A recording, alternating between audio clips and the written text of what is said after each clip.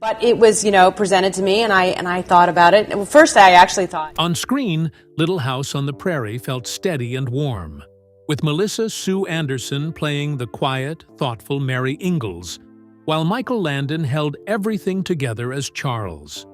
It looked easy, almost effortless. But behind the scenes, that balance didn't always hold. As the cameras kept rolling, so did a tension Melissa Sue could no longer ignore, one that slowly turned admiration into something much harder to hide.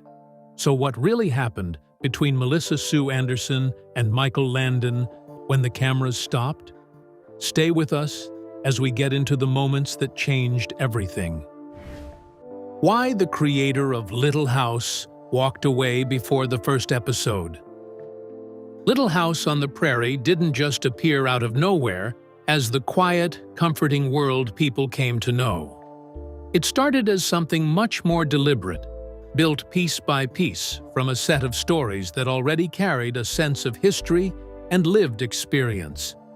Loosely drawn from the books by Laura Ingalls Wilder, the series placed the Ingalls family at its center, settling them on a farm along Plum Creek near Walnut Grove, Minnesota, and following their lives through the late 1800s.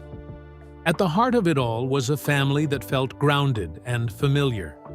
Charles, Caroline, and their daughters, Mary, Laura, and Carrie, were brought to life by Michael Landon, Karen Grassel, Melissa Gilbert, Melissa Sue Anderson, and twins Lindsay and Sydney Greenbush. On screen, they moved like a unit, each role fitting into the next in a way that made the world feel steady, almost untouched by anything outside of it. But getting there took its own kind of push behind the scenes. Back in 1972, television producer Ed Friendly, encouraged by his family, secured the rights to Wilder's novels from Roger Lee McBride. He brought in writer Blanche Hanalis to shape the story into a 2-hour pilot, something that could introduce audiences to this world in a single sitting. From there, he turned to Michael Landon. Mike Landon and Ed Friendly as well. And Ed Friendly wanted to stay true to the books, but that would have been impossible, as you could tell. Asking him to direct. Landon agreed, but only if he could also step into the role of Charles Ingalls. That decision set the tone for everything that followed. What began as a shared vision didn't stay that way for long. Differences between Friendly and Landon grew more obvious as the project moved forward, each holding on to a different idea of what the show should be. In the end, Friendly stepped away, leaving Landon with full creative control. From that point on, the direction of the series rested in his hands. The pilot aired on March 30th, 1974, drawing from Wilder's third book, Little House on the Prairie. It opened the door, but it was only the beginning.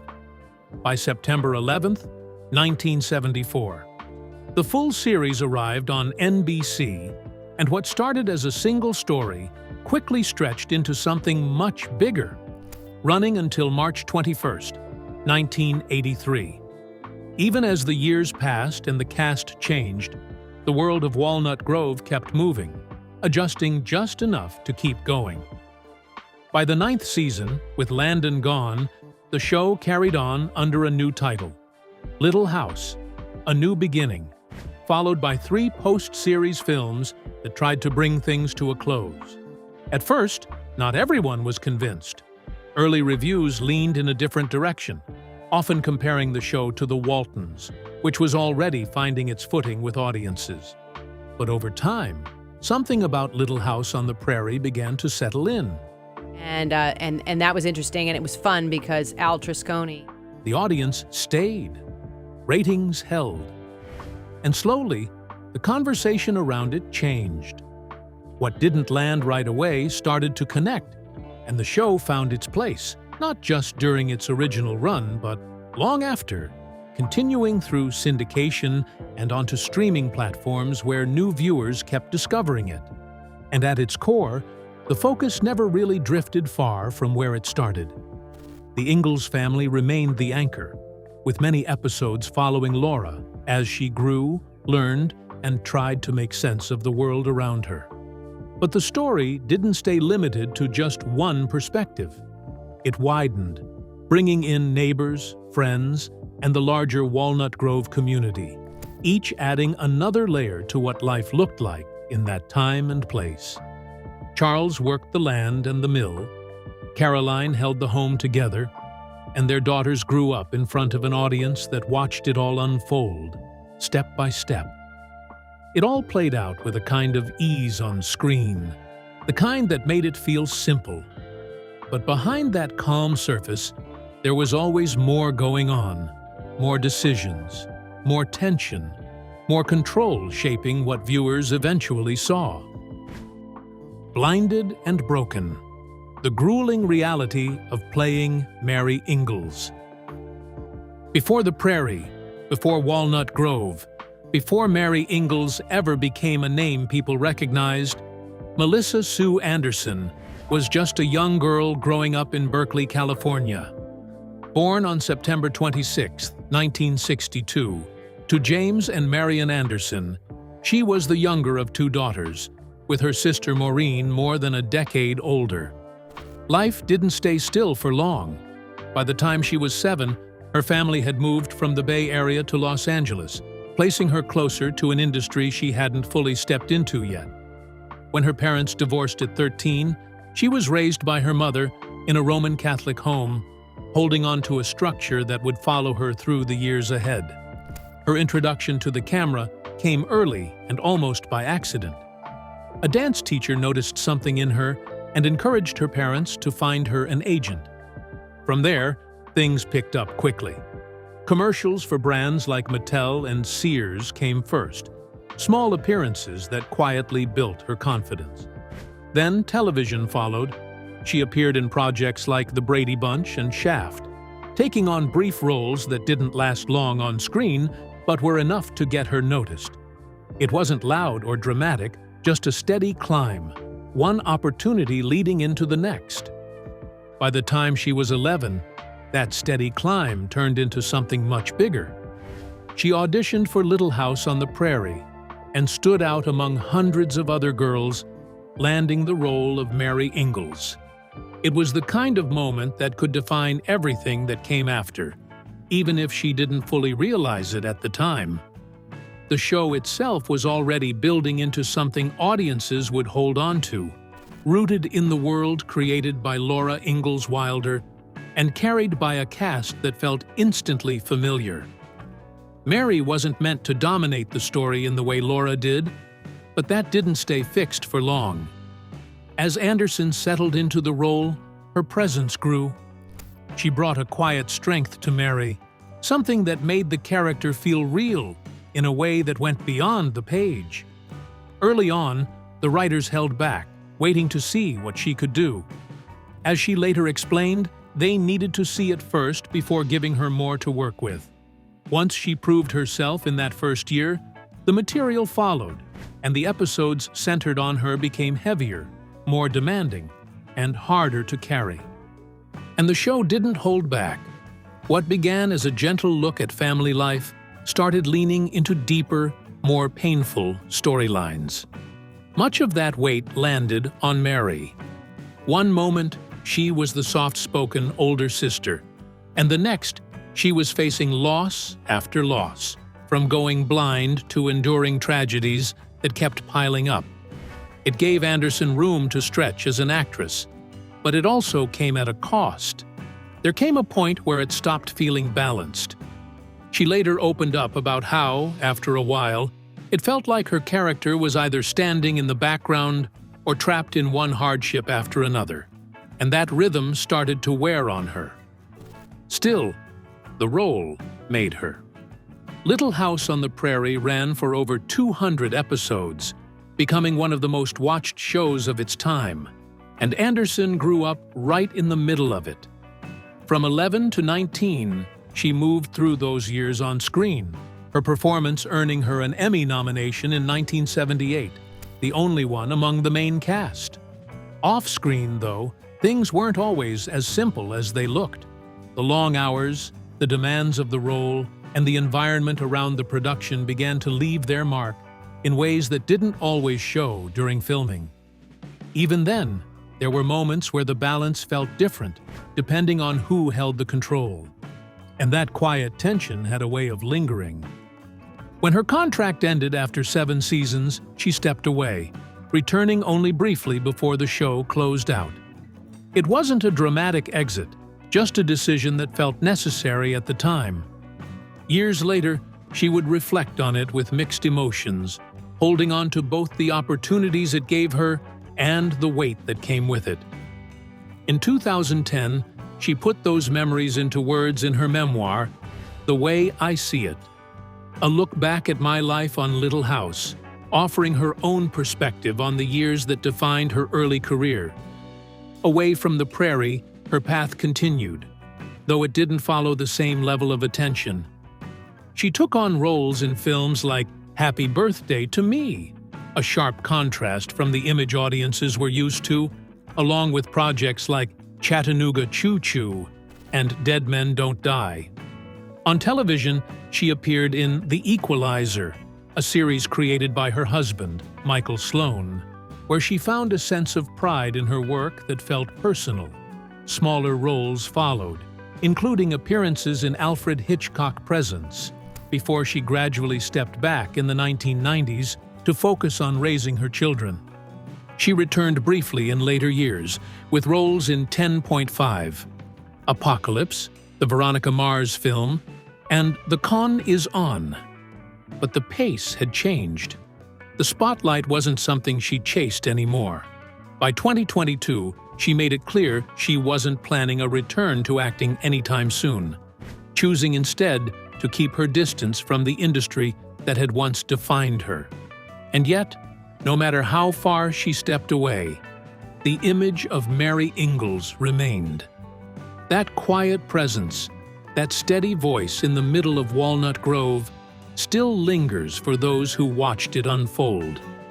But when you look a little closer, beyond the softness of the story, it becomes clear that her time on the show carried more than what made it to screen, with certain dynamics behind the scenes leaving an impression that didn't fully fade once the cameras stopped rolling. The dictator of Walnut Grove, Michael Landon's unbending rules. For a show that felt so calm and grounded on screen, the set of Little House on the Prairie carried a very different kind of energy once the cameras stopped. What looked like a close-knit family living simple lives was, in reality, a space filled with strong personalities, clashing dynamics, and moments that didn't always sit comfortably with everyone involved. At the center of it all was Michael Landon, not just as Charles Ingalls, but as the one holding creative control behind the scenes. He ran the set with clear expectations. No matter how young the actors were, they were expected to show up on time, know their lines, and carry themselves with a level of discipline that didn't bend. Actress Alison Arngrim later wrote about this in her memoir, describing a work environment where no one was pampered. There were no shortcuts, no special treatment. Everyone was expected to earn their place and understand the value of the work they were doing. That approach kept the production tight, but it also came with its own pressure. Landon's presence was felt in every part of the show, from the performances to the direction the story took. Over time, that level of control created tension behind the scenes. Even Ed Friendly, who had helped bring the project to life, found himself pushed out as creative differences grew. By then, it was clear that the balance of power on set leaned heavily in one direction. And it wasn't just about leadership. The cast itself didn't always move as smoothly as the families they portrayed. Friendships formed, but so did distance. Melissa Gilbert and Alison Arngrim were known to be close, often leaning on each other during filming. But that same connection didn't extend to everyone. Gilbert's relationship with Melissa Sue Anderson was far more complicated. On screen, they played sisters, moving through scenes with warmth and familiarity. Off-screen, that connection never quite settled. In her memoir, Gilbert opened up about how that distance was there from the beginning, describing Anderson as someone who kept to herself, someone she couldn't quite reach. She spoke about feeling that gap between them, a contrast between her own openness and Anderson's more reserved nature. Others on set noticed it too, describing Anderson as distant during their time working together. And while those tensions stayed mostly contained, the atmosphere around the set grew heavier as other issues began to surface. Karen Grassel later spoke about moments that made people uncomfortable, including how personal matters sometimes spilled into the workplace. Landon, who played the steady and dependable father figure on screen, was at the center of one of the most talked-about situations off-screen. He had begun taking a supplement he openly credited for boosting his energy, and he spoke about it often, sometimes more than people expected. Not long after, the truth behind that confidence became public. He was involved in an affair with Cindy Clerico, a young stand-in on the show. News of the relationship spread quickly, and it didn't stay contained within the set. It reached headlines, and once it did, the effect on the cast was immediate. For many, it wasn't just about the relationship itself, but who it affected. Landon's wife at the time, Lynn, was known to several members of the cast. She had welcomed them into her home and built connections with them, and that made the situation harder to ignore. Grassel later reflected on how difficult it was to process, especially knowing there were children involved. The personal became public, and the tension that followed settled into the environment everyone had to keep working in. Reactions varied, but they were strong. Catherine McGregor already had a strained relationship with Landon due to disagreements over pay and treatment, and this only added to it. For Melissa Gilbert, it cut even deeper. She had seen him as a father figure, someone she trusted. After learning about the affair, that image changed. She kept her distance from him and chose not to attend his next wedding. A quiet but clear sign of how much things had changed. Even outside of the emotional fallout, the production carried a sense of friction that never quite disappeared. The expectations were high, the environment was demanding, and the relationships between cast members didn't always match the warmth they portrayed on screen. For someone like Anderson, who was already navigating heavy storylines and long hours from a young age, it added another layer to an experience that was far more complex than it appeared. And then, as the series moved toward its end, that contrast between image and reality played out one last time in a way no one could miss. Walnut Grove, the heart of the show, the place that had come to represent comfort and stability, didn't fade quietly. In the final chapter, the town was destroyed, blown apart by its own residents in defiance of losing it to a developer. It felt dramatic, almost unthinkable for a place that had stood for so much over the years. But behind the scenes, the reason was far more practical. The set itself was dismantled to ensure it wouldn't be reused, closing the chapter completely. And in a way, that ending said more than it seemed to at first. What looked peaceful on the surface had always carried more underneath, and by the time it all came to an end, there was no real way to separate the warmth people saw on screen from everything that had been building quietly behind it. Ma versus Pa. The brutal contract battle that split the Ingalls family. If things already felt tense in quiet ways, the situation between Karen Grassel and Michael Landon brought it closer to the surface. On screen, they stood as the steady center of the Ingalls family, moving through each episode as partners who held everything together. Off-screen, that sense of unity didn't always carry through. The strain began around something practical, but it quickly became personal. Grassel wanted her contract to reflect the importance of her role. She wasn't just part of the background, she was Caroline Ingalls, the emotional backbone of the family. But when she pushed for a raise, Landon didn't see it the same way. From her account, he believed her pay should stay closer to what the younger cast members were earning. At one point, he even told her that her character wasn't a favorite with viewers, suggesting that it didn't warrant more money. That conversation didn't just stay in a meeting. It settled into the way they worked together after that. Communication became limited. There were stretches where Landon barely spoke to her, and the distance showed up in other ways too. Her screen time began to shrink, scenes that once gave her space becoming fewer and farther between. Even after she eventually secured a raise, the feeling between them didn't return to what it had been. By the time season 8 came around, she stepped away, her final appearance closing a chapter that had grown more complicated than it first seemed. Still, even in the middle of that tension, Grassl could see the pressure Landon was carrying. He wasn't just acting, he was directing, producing, and making sure the entire show stayed on track week after week. She described him as someone constantly on edge, juggling responsibilities that never really paused. There were meetings to handle, scripts to prepare, scenes to oversee, and very little room to breathe in between. And yet, in the middle of all that, he tried to keep things light. She remembered how he would go out of his way to make the crew laugh, to keep the energy from dipping too low. It didn't erase the tension, but it added another layer to who he was. Someone pushing himself hard while trying to hold everything together at the same time. Years passed, and life moved on for both of them. Grassl stepped away from the show and focused more on her personal life, putting distance between herself and the environment she had left behind. Then, about 5 years later, something unexpected happened.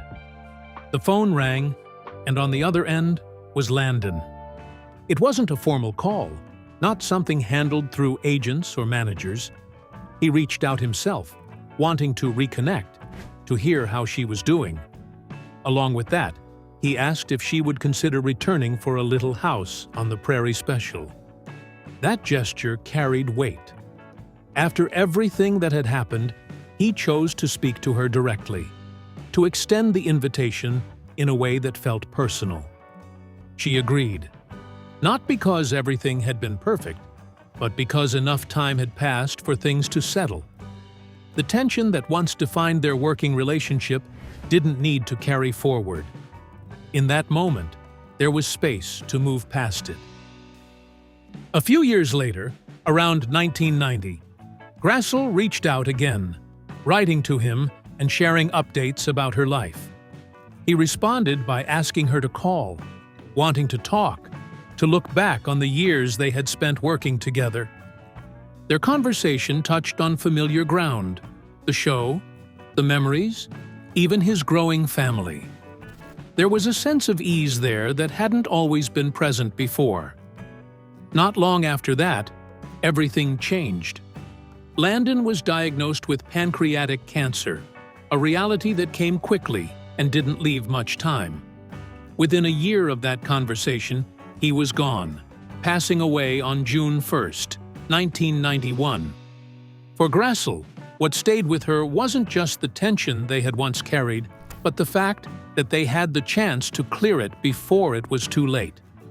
That final stretch, those calls, those conversations, gave a different ending to a relationship that had once felt strained. Melissa Sue reveals why she hated Michael Landon while filming Little House on the Prairie. For many viewers, Melissa Sue Anderson will always be Mary Ingalls, the quiet, composed older sister whose story carried some of the most emotional weight on Little House on the Prairie. She was only a teenager when she stepped into that role in 1974, but it didn't take long for people to notice what she could do. There was a control to her performances, a kind of restraint that made the heavier moments land even harder. By 1978, that work earned her an Emmy nomination. the only one among the main cast, and it confirmed what the show had already started to reveal. Her character's journey became one of the most talked-about arcs in the series. Viewers watched Mary lose her eyesight over time, a storyline that unfolded slowly and stayed with the audience long after each episode ended. It gave Anderson some of her strongest material, but it also set a pattern. As the seasons went on, the weight of Mary's story leaned heavily toward hardship, and there was less room for anything outside of that. From the start, Mary was never meant to carry the show in the same way Laura did.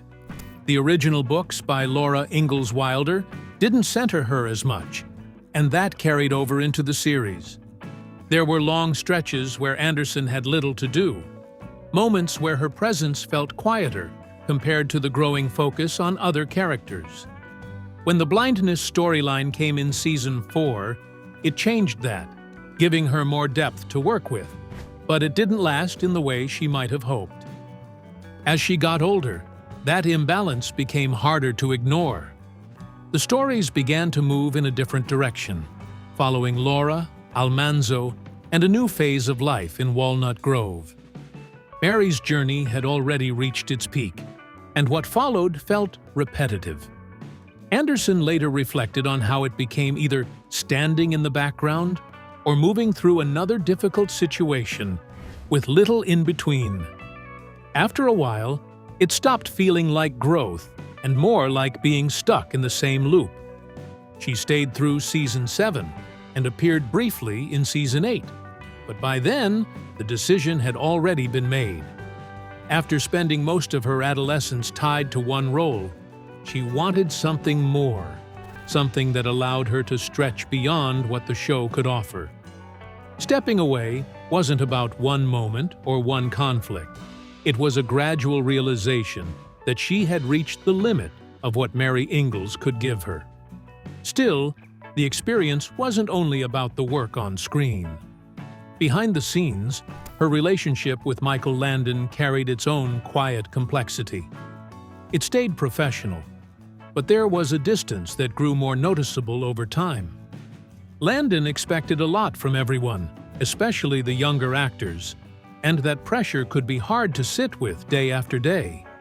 He wasn't easy to approach, and for someone like Anderson, who already kept to herself, that created a space that sometimes felt isolating. There was respect there, no question about it. She recognized his talent, the way he held the show together, and the effort it took to manage everything both in front of and behind the camera. But at the same time, the experience wasn't always comfortable. The man who played the steady, dependable father figure carried a different energy when the cameras weren't rolling, one that could feel demanding, distant, and at times difficult to read. Over time, that contrast stayed with her, shaping how she looked back on those years. And while she didn't always frame it in dramatic terms, there were moments where that tension came through in what she shared later. Not loud or explosive, but enough to suggest that working under him wasn't as easy as it might have looked from the outside. It wasn't about one single incident. It was the accumulation of expectations, distance, and an environment that didn't always feel as warm as the story being told. After leaving the show, she moved into other projects, taking on guest roles in series like Chips, The Love Boat, and Fantasy Island, along with television films that allowed her to step into different kinds of characters. Over time, though, she began to pull back, choosing to focus more on her personal life and family. The pace slowed, and the spotlight became less of a priority. Looking back, her departure feels less like an abrupt exit and more like a natural point of change. Mary Ingalls had already lived through her most defining moments, and Anderson herself was ready to move beyond that chapter. Years later, distance brought a different kind of clarity.